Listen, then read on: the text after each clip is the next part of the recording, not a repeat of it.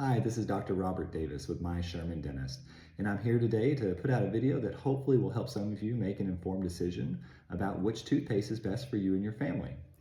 If anyone's gone down the big box aisle, toothpaste aisle recently, you've noticed that there are tons and tons of options about which toothpaste to use. Even if you like a certain brand, that brand will have 5 or 6 different offerings. Fluoride-free, whitening, gum disease control, remineralization. They have all these buzzwords on their toothpaste cartons that try to get you to buy their product versus someone else's. So today we're going to cover a few of those topics. I'm going to give you my opinion on some of the things.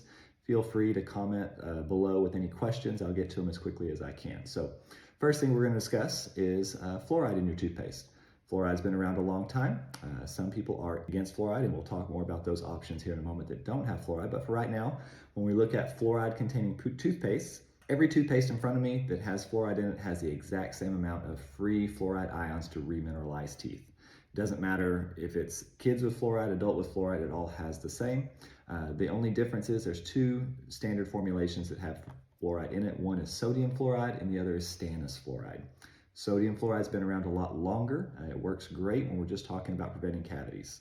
The stannous fluoride, newer formulations will have that available because it is bactericidal, meaning it kills bacteria. The sodium fluoride does not, so they promote that one more for total gum health, patients with our gum disease, periodontal disease. The drawbacks to the stannous fluoride is that it can stain teeth and it often doesn't have as good a flavor, so they try and formulate it in such a way to hide some of that metallic flavor that comes with the stannous fluoride. FYI, when it comes to remineralizing teeth or demineralizing teeth, so adding back mineral or taking away mineral, there is a critical pH. That's the amount of acid, the pH of any oral cavity where ions, minerals start coming away from the teeth or going back into the teeth. And that critical pH for enamel, the outer coating of the teeth, is about 5.5. It is a little bit worse for dentin. Dentin has a critical pH of 6.5, meaning it doesn't take as much acid in your mouth, as much of an acidic environment to start leaching minerals out of the dentin, that's the inner part of the tooth, or further down on the root surface. So it's easier to get cavities on those areas than it is on the enamel. So that enamel is really important, protects the teeth. The neat thing about that is when you have fluoride in your toothpaste, that critical pH, the fluoride gets brought into the enamel of your tooth and it brings down that critical pH to 4.5, which means it's 10 times more resistant to acid in your mouth. That could be acid from food we eat, drinks we have, or acid coming up from your gut. So it definitely helps prevent cavities. So what do we do for those patients that don't like fluoride, that don't want fluoride in their toothpaste? Well, there are a lot of options out there now. Most of your major toothpaste brands are going to have an option that is fluoride-free. For kids, we definitely want fluoride-free toothpaste. They are swallowing their toothpaste often. They're not able to spit it out, and we don't want them swallowing lots of fluoride, especially if, a lot of kids are going to get a hold of this tube of toothpaste. They think it tastes good, and they're going to eat the whole thing for dinner one night. We don't want any issues with fluoride in their toothpaste for that reason. So, fluoride-free for kids. And if we're looking at adult fluoride-free toothpaste, there are a lot out now that have alternatives. One of those is nanohydroxyapatite. This works really well, again, remineralizing teeth, staying away from fluoride, which has some controversy around it for some people. So I would definitely look into options like that that have the nanohydroxyapatite or something else in there that helps remineralize teeth, not just plain like kids' toothpaste. So adults, we want on something that is helping to prevent cavities more. And they make this for kids as well. So the nanohydroxyapatite, a little bit more expensive, a little bit more your boutique brands. This is Boca, but definitely worth looking into. Next up, let's talk about sensitivity. So lots of people have sensitivity in their teeth. Some of that's because there's decay, in which case you need to come see me. Other times it's because there's some recession. Maybe you were an aggressive toothbrusher, caused some of your gums to recede, now you've got exposed roots, or there's some notches in your teeth. Some people really hard grind on their teeth, grind through the enamel. Regardless, when it comes to anti-sensitivity toothpaste, 2 main camps here in the United States. One is potassium nitrate. That's the one everyone has heard of for forever. That's your Sensodyne toothpaste. Been around a long time, works great. Takes about half a tube of toothpaste to start seeing really good effects. So we say 2 to 4 weeks on the low end. I really tell people it's going to be longer, probably 6 to 8 weeks before they're really seeing some benefits from that. So it's going to take a little bit of time, but the medication in here, the potassium nitrite, helps calm the nerve down inside the tooth. So we have a hyper excitable nerve. That potassium nitrate will just calm it down and get it to relax. So it's not so sensitive when you take a drink of cold water. The other option is made by Colgate, and I don't have one of their Colgate's anti-sensitivity toothpaste here, but it is typically called Colgate Rapid Relief.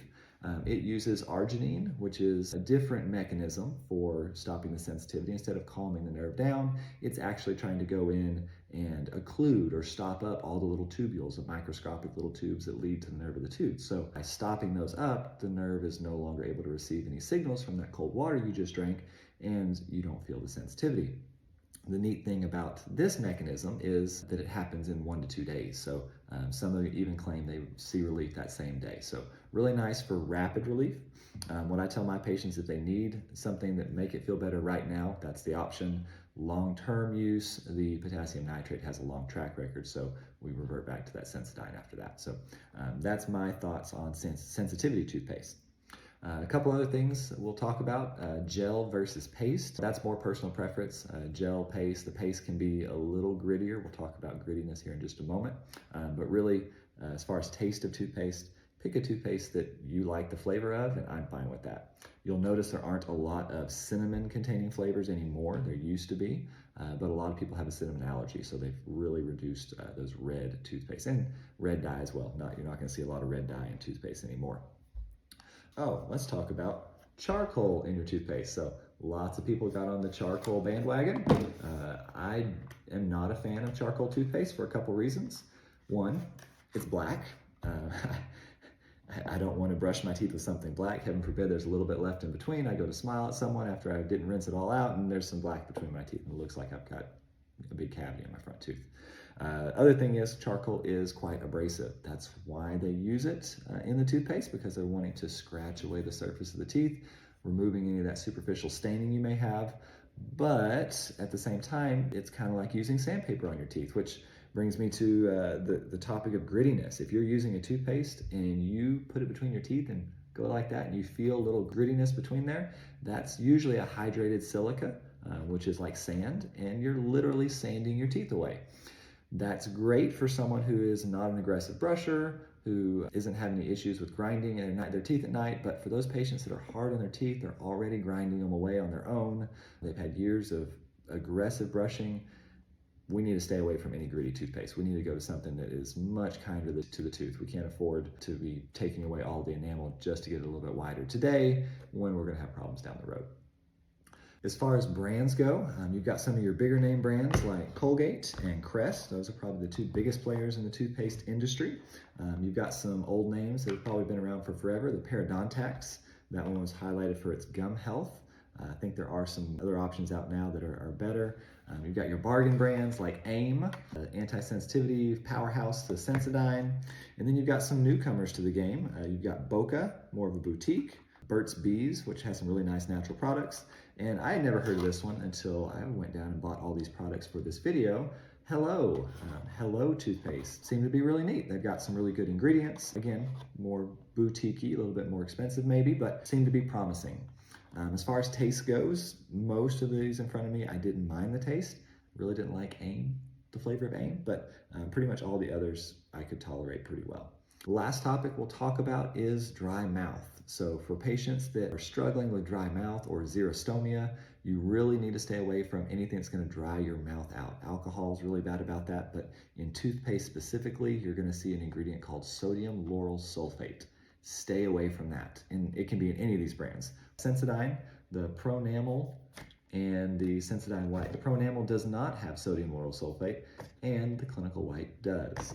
Sodium lauryl sulfate is the foaming agent in your toothpaste. So if you brush your teeth and there's foam going everywhere, it's getting on the mirror, that has sodium lauryl sulfate in it. You want to stay away from that to help prevent or worsen your dry mouth symptoms. Go to some of these that have alternatives that aren't as foamy or frothy when you're brushing your teeth. I think that about covers everything I've got here. Like I said, I'm sure there's things that I didn't cover. Please feel free to comment below. I will answer whatever questions you may have as to the best of my ability. And as always, come see us, My Sherman Dentist. We're at the corner of 75 and 82 on the northeast corner, right across the parking lot from Tractor Supply. Have a good day. Thank you.